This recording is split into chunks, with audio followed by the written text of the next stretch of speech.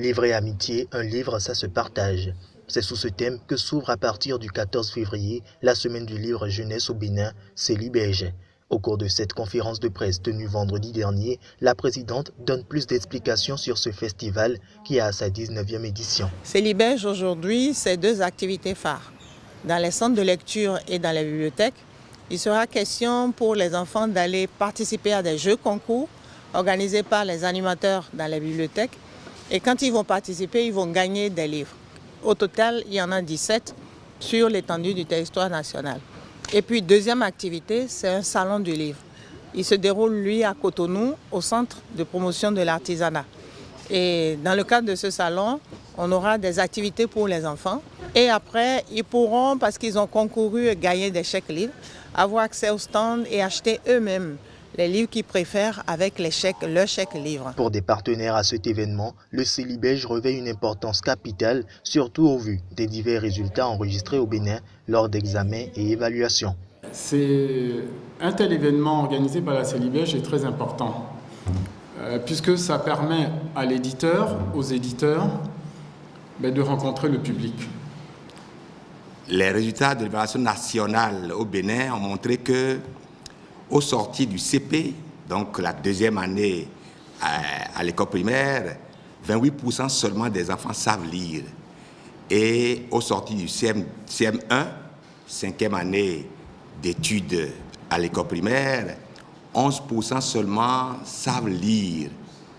En 2014, cette évaluation qui a été faite au niveau de 10 pays francophones d'Afrique au sud du Sahara, cette évaluation donc a montré que le Bénin plonge le nez dans la boue de plus en plus par rapport au français et notamment la lecture. Les débats auront lieu tous les jours du mercredi au vendredi prochain sur plusieurs sous-thèmes que sont les moyens de partage du livre, l'amitié dans les livres au programme et la scolarisation des filles.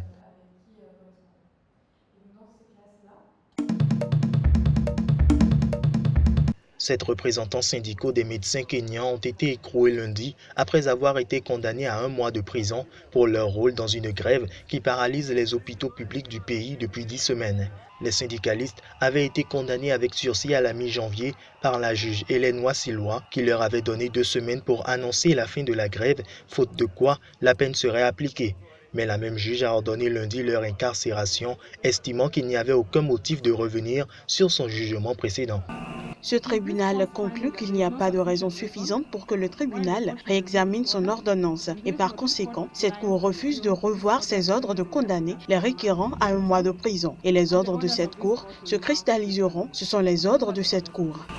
La grève, qui a démarré le 5 décembre dans les hôpitaux publics, a de lourdes conséquences pour les malades, dont certains sont dirigés vers des cliniques privées trop chères pour la majorité de la population. La justice a donné raison au gouvernement qui considère le mouvement illégal au motif qu'il a été enclenché alors que des négociations salariales étaient en cours. Les quelques 5000 médecins du secteur public ont fait valoir que leur revendication principale, une multiplication de leur salaire par 4, figurait dans un accord de négociation collective signé en 2013, mais qui n'a jamais été appliqué. Les grévistes, qui dénoncent la corruption endémique gangrénant le pays, bénéficient du soutien de nombreux Kenyans. À l'approche des élections prévues en août, la grève des médecins est un dossier épineux et potentiellement dommageable pour le président Uhuru Kenyatta, qui briguera un second mandat. La Haute Cour d'Islamabad a pris cette décision après avoir été saisie par un requérant selon qui, sous couvert de fêter l'amour, c'est en fait l'immoralité, la nudité et l'indécence qui sont promues. Un tribunal pakistanais a interdit les festivités en public dans la capitale Islamabad à l'occasion de la Saint-Valentin, une fête considérée comme vulgaire par beaucoup dans ce pays musulman conservateur.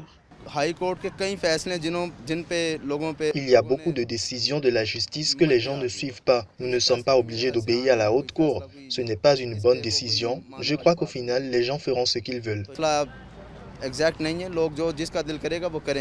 Dans sa décision saluée par les partis islamistes, la Cour enjoint la presse, les chaînes de télévision et tous les médias de cesser de faire la promotion de la fête des amoureux dans un pays où la vaste majorité des mariages sont arrangés. Cela n'a pas empêché des restaurants de la capitale de continuer à envoyer des SMS pour promouvoir leurs offres de la Saint-Valentin, y compris après la publication de l'interdiction. Mais les festivités étaient beaucoup plus discrètes dans des villes plus conservatrices comme Peshawar, où seule une poignée d'échoppes proposait des marchandises à thème. La Saint-Valentin, de plus en plus populaire chez les jeunes, reste mal vue par de nombreux Pakistanais qui la considèrent comme une fête de mauvais goût, propre à la culture occidentale. L'an passé, le président pakistanais Mamnoun Hussein avait appelé la jeunesse de son pays à ne pas célébrer la Saint-Valentin, estimant qu'elle n'a pas de lien avec la culture du Pakistan.